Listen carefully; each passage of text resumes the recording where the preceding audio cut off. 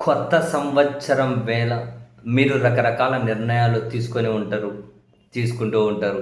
ఇందులో మీ వ్యక్తిగత జీవితానికి సంబంధించి, మీ జీవితాన్ని మార్చుకోవడం గురించి, మీ వ్యాపారాల గురించి, మీ చదువు గురించి, మీ ఉద్యోగాల గురించి, మొత్తం మీద మీ ఎదుగుదల గురించి డెఫినెట్లీ ఏదో ఒక నిర్ణయం తీసుకోవాలి అని చెప్పి మదిలో అయినా మీకు మెదిలే ఉంటుంది.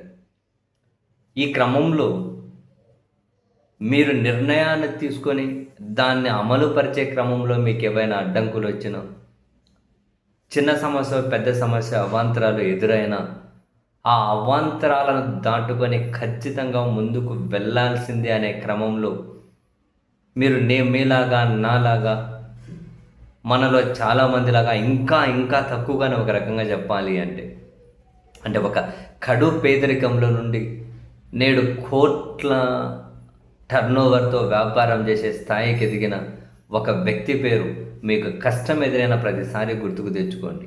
ఆ పేరు గుర్తుపెట్టుకోండి. రేణుక ఆరాధ్య. ఆ వ్యక్తి పేరు రేణుక ఆరాధ్య.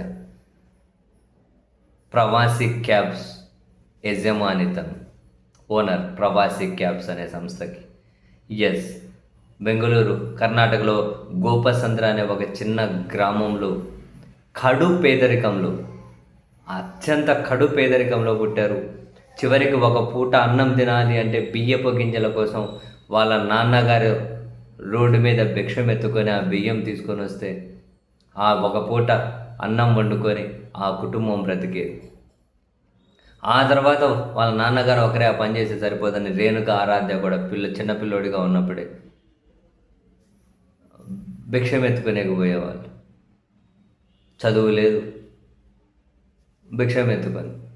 తర్వాత ఈయనకు 10 సంవత్సరాల వయసు రాగానే వాళ్ళ నాన్నగారు చనిపోవడం దగ్గర నుంచి మళ్ళీ కుటుంబ బాధ్యతలు మీద వేసుకొని ఈ రేణుక ఆరాధ్య అని ఆయన చెయ్యని పని లేదు. భిక్షం ఎత్తుకున్నారు, స్వీపర్గా చేశారు, సెక్యూరిటీగా చేశారు, ఐస్ ఫ్యాక్టరీలో పని చేశారు, ఈ ఫ్యాక్టరీలో కూలీ పని చేశారు. ఈ పని ఆ పని కాదు. అట్లా 10వ తరగతి వరకు ఎక్కడైనా హాస్టల్లో అని చెప్పి ఉండి చదువుకుంటే ఏదికైనా పనికొస్తుందని చెప్పి హాస్టల్ లేకపోతే అక్కడ తిండి లేక తిప్పలు పడుతూ అసలు మామూలు కష్టాలు కాదు. తర్వాత డ్రైవింగ్ నేర్చుకుంటే కుటుంబాన్ని పోషించుకోవచ్చు అని చెప్పి డ్రైవింగ్ నేర్చుకొని, ఆ డ్రైవింగ్ నేర్చుకొని అయిపోయే క్రమంలో పెళ్లి చేసుకొని, డ్రైవింగ్ అయితే నేర్చుకున్నారు, లైసెన్స్ కావాలి అంటే ₹1 డబ్బులు లేకపోతే ఆ పెళ్ళిలోకి పెట్టినట్టు ఉంగరం ఏదైతే ఉంటుందో ఆ ఉంగరాన్ని తాకట్టు పెట్టి ఆ డ్రైవింగ్ లైసెన్స్ తీసుకొని అట్లా చిన్న డ్రైవర్గా తన ప్రస్థానాన్ని మొదలెట్టారు. అందులో కూడా అవాంతరాలు. ఫస్ట్ రోజే దేన్నో ఢీ కొట్టేస్తే వాళ్ళ ఓనర్ ఇక నీకు కారు ఇవ్వను అని అంటే కాళ్ళు చేతులు పట్టుకొని మొత్తం మీద మళ్ళీ నేర్చుకునే కారు అట్లా మొదలెట్టారు ఒక డ్రైవర్గా. అక్కడితో ఆగిపోలే. అదిగో ₹1 ఎక్కువ సంపాదించాలి అంటే విదేశీ టూరిస్టులకు మనం డ్రైవింగ్లో తీసుకెళ్ళాలి అని, విదేశీ టూరిస్టులను తీసుకెళ్ళి వాళ్ళ దగ్గర నుంచి టిప్స్ మంచిగా రావాలంటే ఇంగ్లీష్ రావాలని, అసలు చదివే లేదుగా, ఇంగ్లీష్ రావాలి అంటే ఎట్లా వస్తుందని చెప్పి మళ్ళీ ఇంగ్లీష్ నేర్చుకొని విదేశీ టూరిస్ట్ని ఆకర్షించి వాళ్ళ దగ్గర నుంచి డాలర్స్ టిప్పులు తీసుకొని పగలు కారు తోలుతూ రాత్రిపూట మళ్ళీ శవాలను తీసుకెళ్ళి అంబులెన్స్ డ్రైవర్గా పనిచేసుకుంటూ రూపాయి కూడబెట్టి సొంతంగా కారు కొని అక్కడి నుంచి నెక్స్ట్ రూపాయి కూడబెట్టుకుంటూ అట్లాగా అది కాస్త లక్షలై ఆ లక్షలతో ఒక అమ్మకానికి ఉన్న ట్రావెల్ సంస్థను కొని ఆ ట్రావెల్ సంస్థ ఈరోజు 40 కోట్ల టర్నోవర్ కంపెనీ అయింది. 1000 కార్లు, 50 స్కూల్ బస్సులు, 150 మంది సిబ్బంది, 40 కోట్ల టర్నోవర్. డ్రైవింగ్లో శిక్షణ ఇస్తారు, మహిళా డ్రైవర్లను ప్రోత్సహిస్తారు, తన సంపదను పంచుకుంటారు. You just imagine. చదువు లేదు, సపోర్ట్ లేదు, ఏముండవు. కానీ ఈయన ఈయన జీవితం నుంచి మనం నేర్చుకోవాల్సిన నీతి ఏంటి?